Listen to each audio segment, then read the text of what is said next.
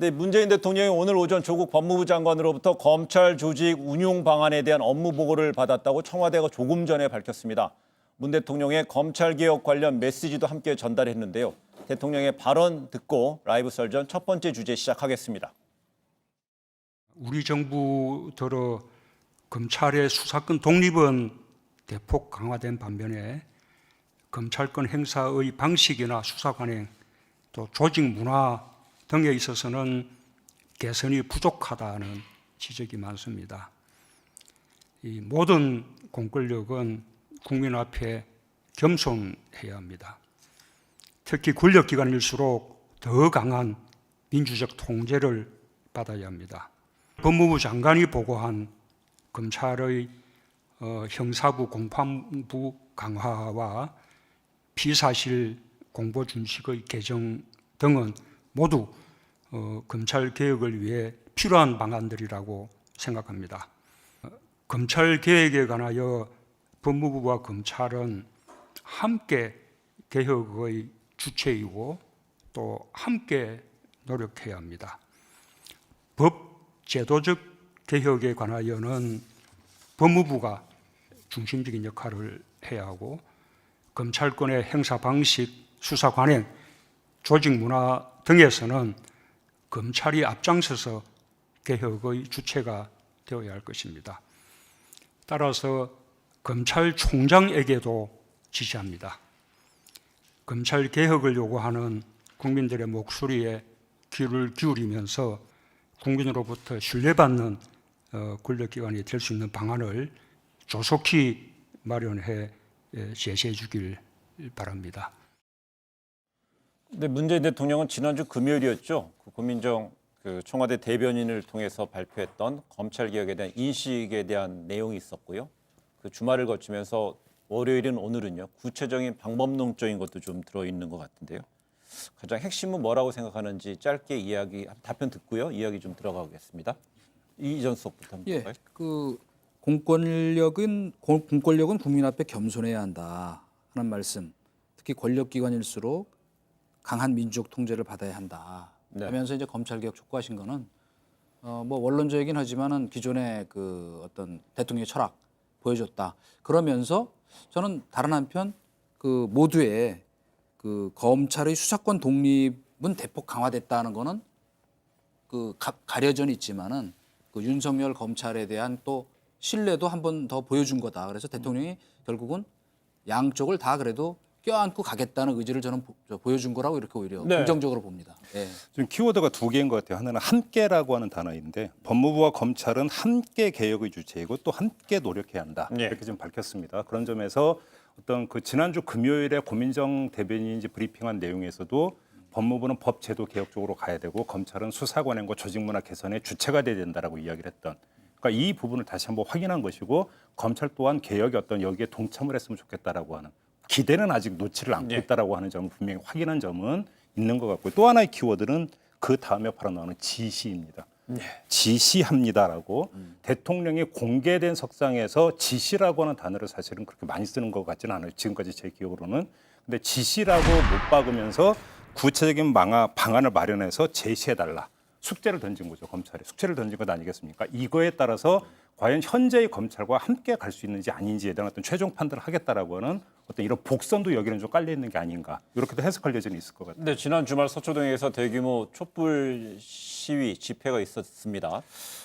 그 이후에 오늘 대통령이 법무부 장관을 만났습니다. 그리고 또 조금 전에 말한 대로 검찰총장이 지시한다고 하면서 그 문장 맨 마지막에 보면은요.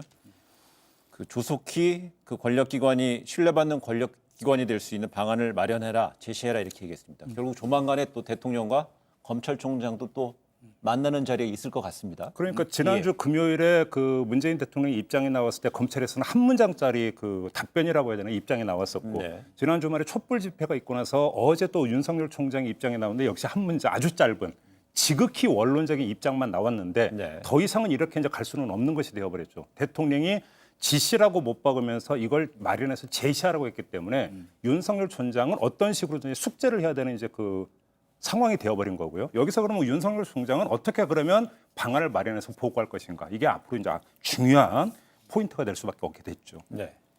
근데 대통령의 발언 주요 내용을 살펴보면요. 검찰권 행사 방식, 수사 관행, 조직 문화 개선 등을 언급하면서 이 검찰 개혁에 있어서 법무부가 그 중심 역할을 해야 한다 말했습니다.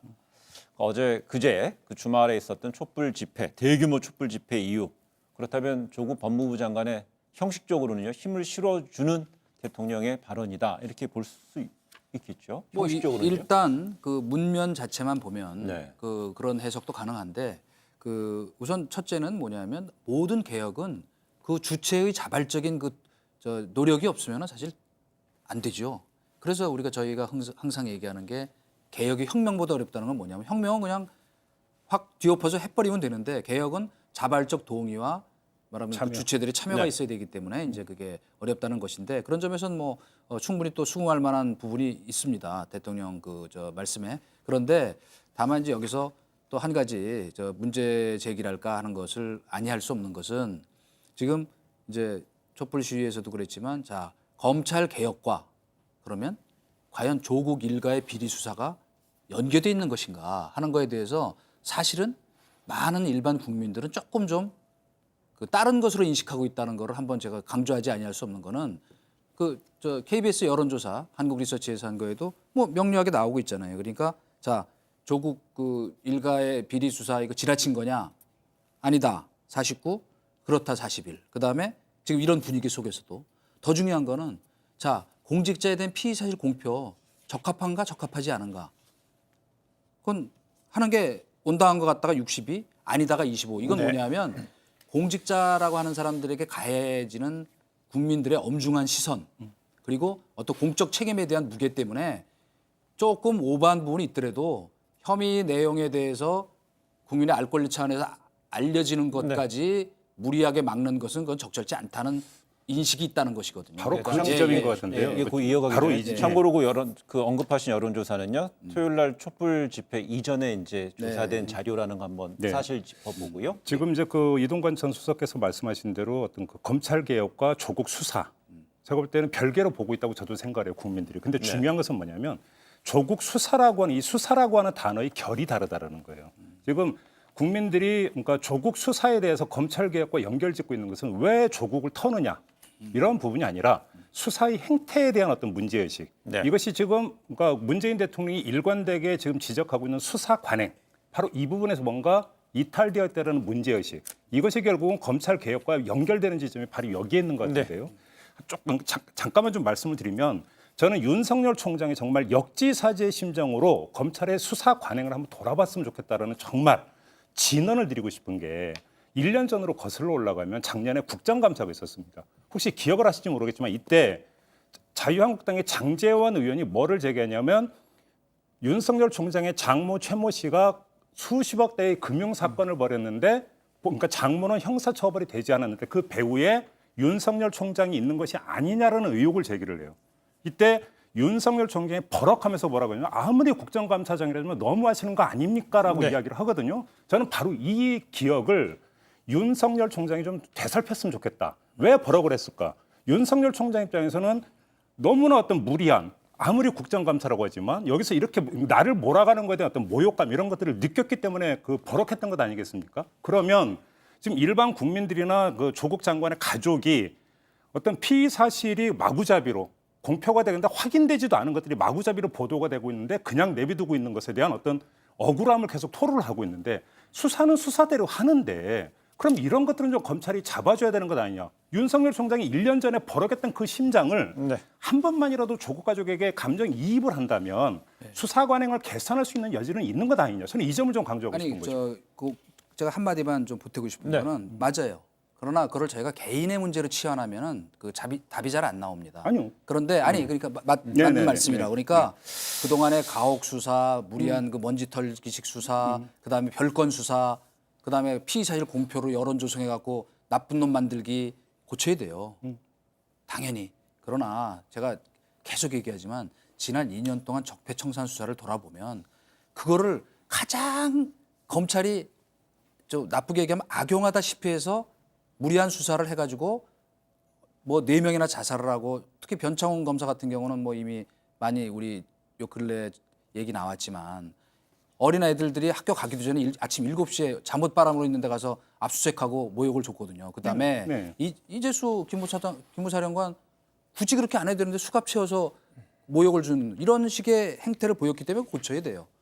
무리한 수사 분명히 고쳐야 하는데 그러나 그때 그러면 그때도 좀 목소리를 높여서 같이 이거는 아니다라고 여당 어느 구석에서도 나왔으면 제가 이런 얘기 안 할 거예요. 근데 그때는 알겠습니다. 이거는 정의의 수사기 때문에 다 합리화돼. 지금은 법무장관 수사하는데 예. 왜 이게 자, 지금 알겠습니다. 이동관 전 갑자기 수석께서 문제가 이 자리에서 됩니까? 바로 이 말씀을 여러 번 전까지 그러니까 그렇죠. 사무친 게 많으시다는 거 알아요. 그리고 두 분 저는 그 얘기를 많이 부분에서 하고 일정하게 있어서. 예, 경청할 부분이 있다고 생각을 해요. 그러니까 이른바 이것도 일종의 내로남불 아니냐 이런 지적이신데 그러니까 그걸 다 수용을 해요. 그렇다고 해서 과거에서 이제도 괜찮다라는 정당화의 근거는 그거는 될수 없는 아니에요. 거예요. 저도, 그러면 네. 어느 순간에 끊어야 되는 거잖아요. 네. 자, 바로 이제는 끊자라는 얘기예요. 지금. 알겠습니다. 네. 확실하게 좀 끊자 이 그러니까 부분. 저도 예, 원론적으로 알겠습니다. 동의한다고 제가 알겠습니다. 말씀드렸죠. 네. 네.